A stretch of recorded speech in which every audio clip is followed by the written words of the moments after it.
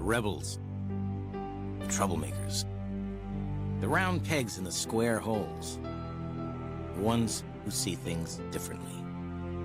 They're not fond of rules, and they have no respect for the status quo. You can quote them, disagree with them, glorify or vilify them. About the only thing you can't do is ignore them, because they change things.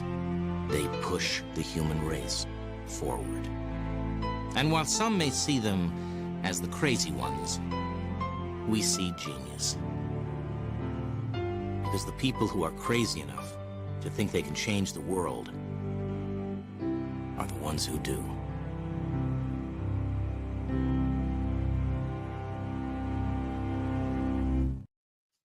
Hey friends, Marc Mandel here. Welcome to episode number 5 of Customer Experience Unsung Heroes. Thanks for hanging out and joining with me today. I'm glad that you're here, and we're going to have a great conversation today. It's going to be a great show. Thanks for coming here. I thought as we get this show started, I thought I would first introduce myself, because there's some of you guys out there that may not know me or this show. So I thought I would take just a moment to explain the show and myself and why we're doing this, and we'll kind of get it all kicked off. So I'm Marc Mandel. I've been a customer experience guy a long time. I think at this count, almost 30 years now. And I got the opportunity to meet a lot of people in the industry over the years I think of as friends. And the purpose of this show is to invite some of my closest friends in the industry, people that I really admire and respect, people who are doing the real work, the good work, and give them an opportunity to showcase their thoughts and themselves to guys like you here on the show. And we're going to do that exactly today. But, before we get started, and we'll talk more about what's coming about that in a couple of minutes, we have a pretty big show. We're going to spend probably 30 or 35 minutes while we're together here today. So please plan for that. I put together some notes here even because we have so many things we want to cover. So the first thing I want to talk about here on the show before we get into the heart of the matter when I bring my special guest on is I want to talk about some of the things that I'm seeing in our industry that really excite me, and just make sure that you hear about them too. If you guys have joined me on previous shows that I've done like this, you guys have seen me hold this book up. It's a book called Experience Rules, written by my friends Michael Hinshaw and Diane Majors.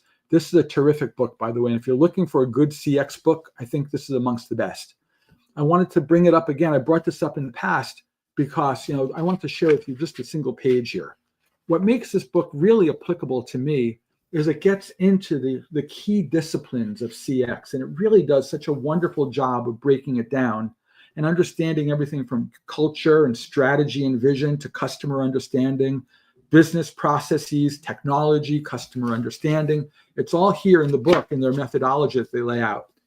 I've been given a box of these books by the authors. And if you guys listening in want a copy of this book, message me and say, hey, send me a copy of the book, and it will be my pleasure to share one with you. We'll get one boxed up and on its way to you, my gift. Along those lines, one of the things I want to talk about is these same folks who put this book together are doing something really cool. And I want to talk about that for just a moment. Now that we're in the beginning of the new year, we're in the beginning of calendar quarter 1, we're right in the heart of January as we talk here, I really wanted to bring to you one of the things that these very same team are doing. They've taken these disciplines in this book and they've created a really well-developed CX maturity self-assessment. It's a complete end-to-end questionnaire that they take you through, and then they come back to you with all their findings and their recommendations on how your organization is geared for success, or where your opportunities and things that you're doing well are or aren't. And I'm going to send anybody who wants to do this self-assessment. The company behind it is called M Corp CX, the guys that do this. And those M Corp CX guys are giving me an opportunity to share a link with you if you want to do your own self-assessment. It's well worth it. It takes only about 10 minutes to do, and it aligns with those things here in the book. If you do the self-assessment, they'll get back to you. They'll give you that whole readout on what the system has determined where your opportunities and strengths are. And I got to tell you, I've done a lot of these self-assessments over the last few years. This one is strong. I want to encourage you to take a look at this thing. It's called XOS Pulse from M Corp CX. And again, message me here or even put a thing in the chat off on the side here and say you want to take a look, and I'll send you the link to take a look at it. I think it's pretty phenomenal. Now, I also want to talk about another friend. And this is a gentleman who I mentioned. In fact, if you were on one of my last shows from last month, right before the new year kicked in, I gave an award, a kind of a recognition or shout out to a guy named Ibi Syed. Ibi runs a company called Coterra. And if you haven't checked out Coterra, they're doing some cool stuff. They're at coterra.co on the web. And what Coterra is doing, they're an AI company. And what they're doing, they're building what Ibi would call a AI operating system for CX teams. So imagine if they're building actually this AI infrastructure layer for businesses, and then they made it possible to code with a no-code or low-code environment, the ability to build apps that communicate with your data, communicate with this layer of AI enablement. And they're deploying all sorts of stuff with these AI. It could be contact center, QA applications, could be voice of the customer applications, could be all sorts of use cases. And these guys are enabling people to build really creative applications in AI, super fast, super easy. And if you have not checked out Coterra, I encourage you to do that. And again, if you ever want an introduction, again, message me here on the side or send me a DM of any type or email me or call me and say, I want to meet Ibi and the Coterra team. They're doing some of the best work I've seen, and I would work with them any day of the week. But none of that, my friends, is why we're here. We're here today to have a conversation with a good friend of mine. And if you don't know this gentleman, let me tell you a little bit about him. I've had the opportunity to know Mitch over the last probably 6 or 7 years now. I had the opportunity to meet a woman that he works with, and she connected me with him years ago. Mitch is one of the guys doing the best, most thoughtful customer experience work you're going to find in any company in the universe. He's one of those guys, though, and fits into the real core of this show. The reason I do this show, and I called it Unsung Heroes, is because there's so many of us in the trenches in doing real CX work, but we don't necessarily get out and be the guy who gets the trophy at the end of the day or the big spotlight session at the conference, but you're there doing the real work day in and day out. And Mitch is that guy at his company. And I thought I would bring him out here and just have a 15 or 20-minute conversation, Mitch and me, all about the things that we deeply see and believe in CX. So with that said, I'd like to bring Mitch out. Mitch, good to see you, man. Hi, Mark. Good morning. Thanks for hanging out. Mitch, I want to get an opportunity right out of the gate here with you to have an opportunity for the folks who might be listening either on the live stream here or in one of the playbacks afterward to understand who's Mitch. Can you take just a few minutes and introduce yourself, kind of how you see the world of CX? CX means a lot of things to different people. So kind of where's your swim lane in the world of CX? Talk about you and some of that so we know who you are a little bit. Sounds good. Happy to, Mark. Good morning, everybody. My name is Mitch Gatchalian. I hail from Southeast Asia, from the Philippines. And for those that have worked with me, you'll know that my professional journey goes way back, starting being a software developer at Sony and Anderson Consulting and Systems Engineering at IBM in Asia. In the year 2000, Microsoft had invited me over to join the SQL Server team at that time, battling at the the top market against Oracle and IBM. And I learned, I guess, earned more of my stripes doing product management and product planning for companies like Microsoft and Oracle.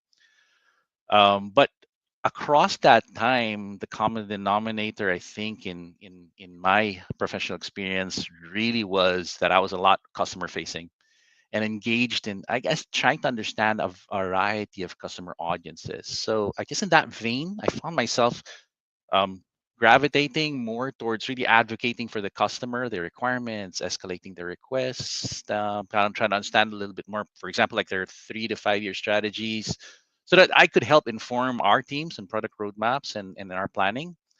So with that, I ultimately decided to go full time into customer experience. And shortly after, I got certified as a CCXP, or a certified CX professional.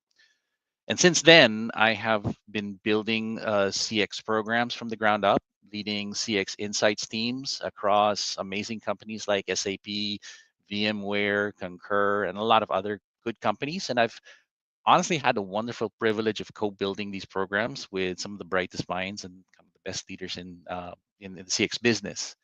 So more about kind of like the work that I do, core to that work, I've been building and operating alongside business units, and in some cases, sometimes even a part as a central team, doing customer research, enabling businesses to understand the conditions of the experiences they currently provide their customers, and then work with them on transforming those efforts to improve those relationships with customers. So that's kind of like the world that I live in, Mark. It is one where we have to adapt quickly to the different businesses, but always be forefront in advocating for the customers. Very cool. So if I think back on those eight or so disciplines that are in that M Corp CX Experience Rules book, it sounds like what you're describing is of the key parts of the CX ecosystem. You would probably most closely align with the customer understanding section. Is that fair to say, or am I getting that wrong? Yeah, no, definitely. A core of it is understanding, customer understanding. There's a lot of strategy that involves, because that aligns. You have to align your CX strategy to definitely support the business goals. Sure. We don't exist on our own just to do things, to do research for research sake, or to create Yeah. just yet another report that gets reviewed once a year. That's not our role. Our role is to ensure that the business accelerates through solid understanding of what customers want from us. It's interesting. I can't tell you, Mitch, how many CX folks I get the opportunity to talk to on a weekly basis. It's a lot. Yeah. And so many of them, even today in early 2025, and it still pains me to say we're in 2025, I'm still wanting to say 24. We're still chasing scores. We're still thinking about NPS or CSAT as the goal of the work. It's crazy. I think where we're thinking, boy, from an NPS perspective, we're a 73. Boy, that's pretty high. Are we done? Right? Is there more work to do, or what? And you talking about something so different here when you were introducing yourself a moment ago. What I hear you talking about is, hey, this is really about understanding business growth drivers and aligning CX with business wins, whether it be financial wins or operating wins for the business and for your customer, in a way that gets outcomes, not just scores. Is that a fair way to say it? I mean, tell me more about that. How do you see that? That definitely is a fair way. I think one of the things that we feel people somehow gravitate to is they want to own something in the company. So they gravitate toward a metric, and then they push hard for Yep. that metric without really aligning it to say, how does it actually help our leaders navigate the business? How does it help them identify what areas need to be amped up, or which needs to be changed? And that is critical. So strategy is a big part of it. But the other part of it is, I call meaning beyond metrics. Is Mm. when you think about um, those numbers that you're doing, you realize that we're not playing with numbers. These are actual people on the other side that is betting their careers on your offering. So a good understanding of what motivates them, what helps them succeed. I always told my team many times is like, unless you are 100% aligned in how a customer frames success, you're going to be going one way, or the customer's going to be going the other way. And you're going to find out a little bit later down the road with a little bit of surprise, like, why did they disconnect? Why did they cancel? It's Mm. because you weren't aligned, because these people have also, as humans, their set objectives, how they want to succeed. And our job is to really align that, and then use the powers within our company and the offerings that we have to to turn them into heroes. And that's what we want to be able to do. And so my team does a lot of the customer understanding, taking a look at both qualitative and quantitative insights, and then advise leaders to to adjust, to pursue different Yeah. initiatives, or kind of like stop doing things. Yeah. Yep. I don't care if companies are B2B or B2C or B2B2C or whatever those B's and C's are. I think at the end of the day, people are people, right? And I don't care if I'm a person who works at a company. I don't care if I'm just an individual. As a human being, we have needs. And I think one of those needs is we really want the people that we are closest to be willing to listen to what we have to say, right? And so I put yourself, oh, go ahead. I agree. I would put a little twist to it, because I would say, depending on the segment, whether it's B2C or B2B, you kind of take a look at how the mode of how they make decisions. In B2C, Uh-huh. typically it's just me kind of like making that decision. B2B is a Yep. little bit different, and I've spent a lot of time in B2B worlds where the ecosystem of decision making is a lot more complex. There are Mm-hmm. influencers, there are advisors, there's the decision maker, and so understanding how all of those feed in towards a corporate decision to go with your offering or to stay on with your Sure. offering, it gets a little bit more nuanced than that. But yeah, I agree with you. It is still people. It is still, there are still emotions involved. There is still that human side of how we engage and how we treat them. At least until AI takes over. Uh, AI is a tool, but I still think there's, humans will be humans, and people still will want to talk to people, engage with people. But it'll enable a lot of uh, um, uh, understanding, and maybe even accelerate a lot of processes for us. I was hoping that you would know instinctively that I was being sarcastic about the AI taking over. But I get what you're saying. Hey, you clearly been telling a story here that sounds to me like you've had quite a journey in the CX space, from a few leading amazing companies that you've been part of, from the early days at Anderson and Microsoft all the way forward. And I'm curious, if you were to look back on your time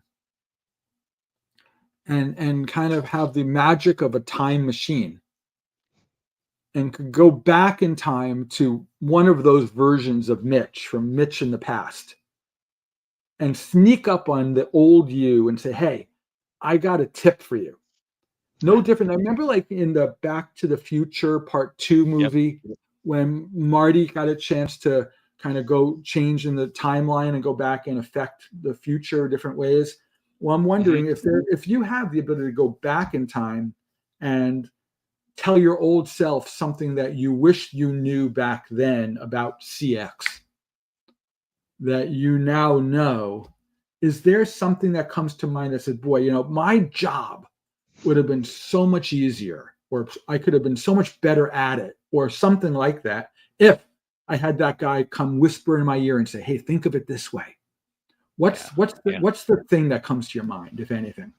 That's interesting, Mark. Because I recently I read I don't know, like, an article where a guy says, "Why don't you write a letter to your 18-year-old self way back?" I've But heard people do that. Yeah. yes, yeah, yeah. So I guess if I would go back and take a look at it, I would probably tell myself, I'd say, "Hey, the best work that you do, that you will do around CX, will be really founded on human-centric insights and initiatives." Like we just Mm. talked about, it's so easy to get enamored with the use of analytical tools, fancy dashboards, automation of feedback gathering, because the businesses are trained to value these metrics, these Yeah. balanced scorecards, etc.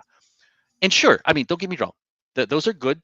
And you will get a brief applause when you create these fancy graphs and dashboards. But as quickly as those brief accolades happen, they also get quickly forgotten. And Yeah. I've found the most meaningful and transformational engagements I've had with stakeholders is when we explore and dive deep and really geek out on the human element of the insights that we uncover. Why? Yep. Because we're the same way. When we turn around, if we were the customer, we too would respond emotionally and holistically to how we are treated, how expectations in our business relationship were managed, how conditions were set that either made me successful or made me fall flat. And that's the same thing. So the people, when I say people, I mean it's customers. So the our customers' actions and decisions, honestly, I'll tell myself, they're strongly influenced by these experiences. And we're able to kind of like tell these insights as human-centric stories, I usually find that stakeholders tend to hold on to that realization a lot longer. In fact, some of them have come back to me after many moons. They said, "Hey, Mitch, remember that discussion we had about the customer when you said that they felt that this way when we did X, etc." It Yep. somehow just kept resonating in their mind. So I would say, like, as you drive for results, um, this has been a great way to drive longer lasting results. I mean, you'll be able to replicate the vision, the insights, the realization of what the other human on the other side of the table has. And when that aha moment happens with your business partners and your stakeholders, you actually create more champions inside the business. So I learned this through a lot of hits and misses, but I wish I learned it earlier because it has been a key pillar in how in the many CX programs that I've built from the ground up since then. So, but I'm glad I learned it, and I'm glad I'm able to practice it. I'm glad I'm able to impart it to people who work on my team. It's interesting you talk about that again. It's very clear that that's passionate for you. You probably know a good friend of mine, Bruce. Bruce Temkin. Yes.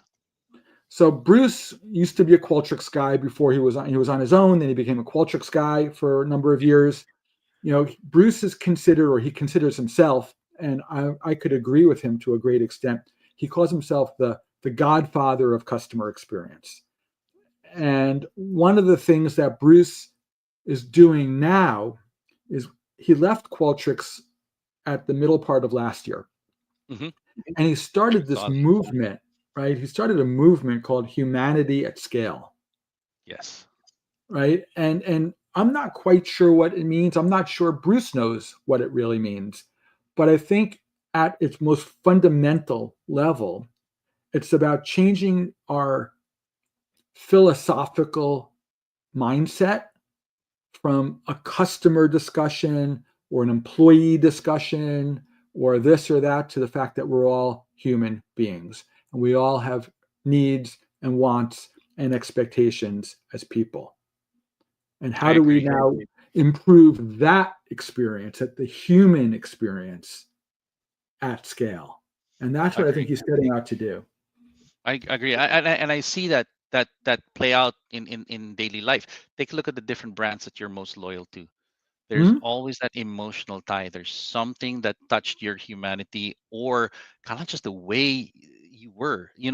We use this a lot, but the reality is the statement still rings true. When they say that they get me, they understand what they know, and they have my back, and they have actually helped me succeed. In one instance, I think it was back in the day in Microsoft, where we were working with a customer, and I was just helping him really understand what he wanted to accomplish because he was recently assigned a role, or I think he inherited it something. Yep. But we spent time helping him, just like, okay, so what do you want to accomplish? And then as part of different either surveys or feedback and panels, we got his perspective in light of the rest of the market or that segment. Bottom line is, the guy felt really that we were behind him. Mhm. And then later on, I think it was in a conference, he actually sought me out and approached me and goes, "Hey, Mitch, thank you so much for all the stuff that you've been doing. Your understanding helped me build my plan. And just to let you know, recently I got promoted. I inherited this part of the business." It was a nice conversation, but it just showed that if we are all about the customer's success Mhm. through deep understanding of what they wanted to accomplish and how they would become heroes inside their company, I think, that's what Bruce says. The humanity behind that becomes a lot stronger, and then the ties become a lot more difficult to break. Totally agree. I mean, you said it so well, man. Thank you for sharing it that way. I think that's a wonderful way to look at it. You know, I think it's interesting. I can't tell you, Mitch, how many people I've met where they say their customer experience work or their any kind of experience management work is still struggling. And one of the things that seems to be a telltale sign, even after years of working on CX in their companies, why people struggle is they don't take first efforts to look at the employee experience. Hmm. We rely on our employees, generally speaking, to create experiences for our customers. But when employees feel like they're in a toxic environment or they're not enabled to do the things that they want to do to help their customers, I think at the end of the day, they struggle and then they give up. I guess I would use the word they give up. Hmm. And they kind of just fall into the lowest common version of what they need to do to keep their jobs. Right. And that's when everything starts to unravel. And I know a lot of companies that only look at EX or they only look at CX, but I think EX and CX, this is my opinion, I want to hear yours, can't be separated. I think that they're like cousins of each other. Hmm. And I think that you can't expect a reasonably good customer outcome if you don't first enable your employees and really focus on their needs so that they can serve those customers. What have you seen, Mitch, if anything, at any of the companies that you've been affiliated with? Have been They well? are, Have struggled? yeah, they are intimately intertwined. That's super. It is very important that you get to understand both sides, because um, they are your front lines. They're the Yep. ones engaging with the customers. Yep. You don't if you don't enable them with the tools, with the insights as to what is going on, they'll make mistakes and they can get easily discouraged if they're not empowered to Yeah. actually do their job. Their job is to be there to be success, to make the customer successful, and in turn that they're successful, right? So I think those are they go hand in hand. Yeah. um Sometimes the front line, no, not I'd say not front line, many times or almost all the time, the front lines are your first what's this indicators of challenges that are actually ongoing with the customer. You know, when you check in with them and say, what are you seeing on where customers are having challenges, they would probably have the most um, I guess colorful description of kind of what they see, and that gives you an indicator what to go look for, where to dig deeper, etc. And so that's important too. And of course, you know, knowing what you learn from the customer and how your front lines actually are able to explain back to you, you're able to get more insight as to whether you think or you see that they're actually empowered to actually make that change or transform that experience. If not, then that's on you now to work within the company to say, well, we need to make sure that we change this so that our teams are, you know, feel that they have a strong hand in improving those experiences. So yes, I would say that if you have one or the other, you kind of fall short, I rather than think so. having both. Yeah, and in many of the companies that we've had, to be fair, sometimes it's very difficult to start two initiatives at the same time, and so one would probably go first, and then someone would come and say, hey, we need to start EX, or one would go first, the other. But I've always seen where I live in CX, and I will always seek out who's looking after employee experience. I need to Yep. have a conversation with that person. I need to Yep. understand, hey, how can I help you? How can the insights that I get actually help you leverage your job? And we want to make sure that we actually uh, in, um, um, make sure that our data talks to each other. We see both things, and we're really working very, very close with each other. Then you get to see real collaboration inside the company happens. And you know, you have to break down a bunch of barriers, because people are saying like, well, this is my turf, this is my turf. You got to transcend that. You got to Yeah. transcend that and work as one. I couldn't agree more. Hey, I just have two last questions for you before Yep. we wrap this up. The first one, you've already been generous with advice and recommendations and observations, and thank you for that. My one big question, kind of big overarching question here. People always that I know like hacks and cheat codes. Like they like to know what can they do to hack their job or get a cheat code to give them an advantage. I'm curious, is there any additional advice that you would give our listeners that says, hey, here's a way to kind of go from 0 to 60 in 2 seconds? Is there Mm. something that they could do? Is it a, but I'll answer it first and I'll throw it back to you. I'll set an expectation here. In my opinion, an example might be technology is part of the means, but never the ends. Right? No, we don't Yeah. want to lose sight of the fact that this customer or employee or both experience management is still at the end of the day an act of managing the experience and changing the experiences where we need to. It's not just about measurement or analyzing or opening tickets or whatever. That's all part of it. But you can't say just because I've implemented a tool, I'm done. Right. Yep. Come back to that. Come back to something like that you can think Okay. of, if anything more. Yeah, no, That, and I guess it's where I am in my stage in life, where hacks, yeah, sure, but it's almost like, what advice would I give for someone who's probably following after me? I have two sons. One of them is in a parallel industry, and he's kind of thinking like, what does it take to get into CX? Like, what would I need to do? And probably what I'm going to share with you now is probably, I'm thinking about it, is like it's probably advice that I would probably give him, or maybe some the younger folks that are joining a CX team that I'm building. So first thing I'd probably say is, whew, I'd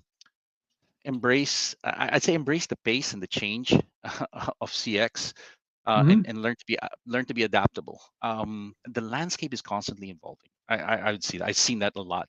Everyone's focused on keeping up with new technology, as you had mentioned, which is good. It is a means, but you should also try to stay in tune or stay ahead with also the changing perceptions of CX among your stakeholders inside the business, sure. in the industry. I think that's great. Your stakeholders and your customers, they're like your stakeholders are like your customers. I think you should learn to be good at reading and sensing what gets them engaged, what keeps Interesting. them engaged, and probably what are the most effective ways they extract value from CX. So failure I'd say tailor your approach to match not just their priorities, but also their learning styles. So some So people let's can get stuff by just looking at visuals and charts, but some people prefer conversations or listen to podcasts or listening to audio streams of what you have been learning. Find that way where the learning can kick in better. And then when you do, and those aha moments come for those stakeholders, you're going to start seeing opportunities where you can really foster a lot of champions. So, Mitch, if we were to take this long format video here Yeah. and chop it up into viral TikTok videos, one of the viral TikTok videos that comes across loud and clear here that just really hit me like a ton of bricks is treat your stakeholders like customers. Customers. They are your customers. They are your customers. They are your partners. They are also humans. We're not just talking about metrics between the two of us. I'm here to help you. One of the leaders that I've worked with and worked for always had said, "Hey, let's take that old adage. I don't know if it's Lowe's or Home Depot. Is talk to your stakeholders and say, you can do it. We can help." Yep. And that willingness to offer up your services and help them, I think is key. I was afraid you were going to use the other old marketing reference from a company called BASF. I don't know if you remember them. I don't remember that When I one. was a kid, they used to run ads that said, "We don't actually make anything; we just make it better." Yeah, Like one I'm way not of sure I looking want at to. I'm not it. sure I want to use that. Oh, but I'll mention one thing too, Mark. Is that there's a hack that or an advice that I would give is, um, partner with forward thinkers in the business. I've been blessed to have worked with a lot of good minds in the CX world, and it always been said, as iron sharpens iron, so one sharpens another. So my advice, and I'd probably give the same thing to my son, is like stay engaged, build that circle where you can bounce innovation ideas off challenging situations, share with them, not just what you learn but how you want other people to learn from it too. And then and in those cases, you get to see, like, it's really beyond yourself, and then you get to work with a lot of good people, and you build that circle of trusted friends and partners inside the business, and then the impact of your CX program can be a lot more far reaching. Boy, that should be like carved in stone what you just said. So thank you for sharing that. That's so important. So as we wrap this up, uh, it might be that some people listening in now or down the road want to get in touch. What's the best way to get in touch with you if somebody wants to talk? Oh, okay. Yeah. I'm on LinkedIn. Hit me up on LinkedIn. My email is mogatch, MOGATCH at hotmail.com. Just reach out to me. I'd love to chat more with anyone who wants to kind of just, geek out on CX. That's cool, man. Thank you for hanging out with me today and for being my first podcast guest of 2025. Thank you for hanging out There with you me. go.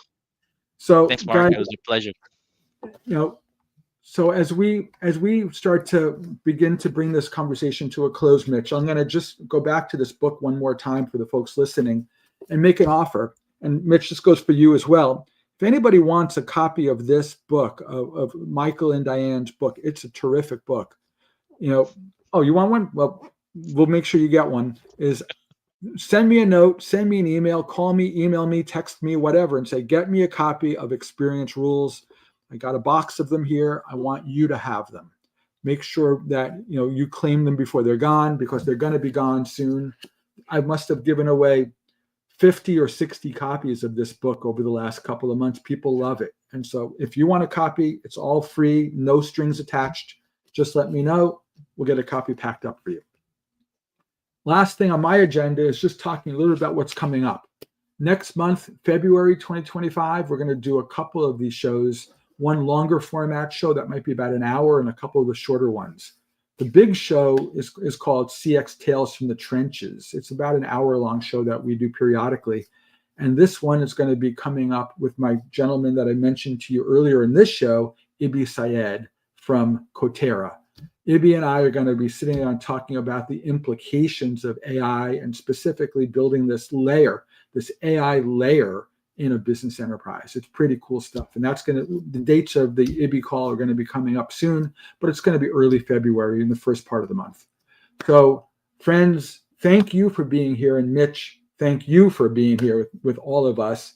It's good to hang out with all of you guys in the new year. Thanks for chilling with us. And Mitch, keep doing the good work that you do, man, because, you're here on the show for a reason. The work that you do is special, impactful, and extraordinary. And I wanted to make sure that you hear that directly from me. And so thank you for doing what you do and not just for hanging out with me here today. Thank you, brother. I want to thank you also for the good work that you're doing, Mark. It's always good to talk to you. You guys are all great. And Mitch, thanks for hanging out. And friends, we'll see you real soon. Take care. We'll see you on the next show.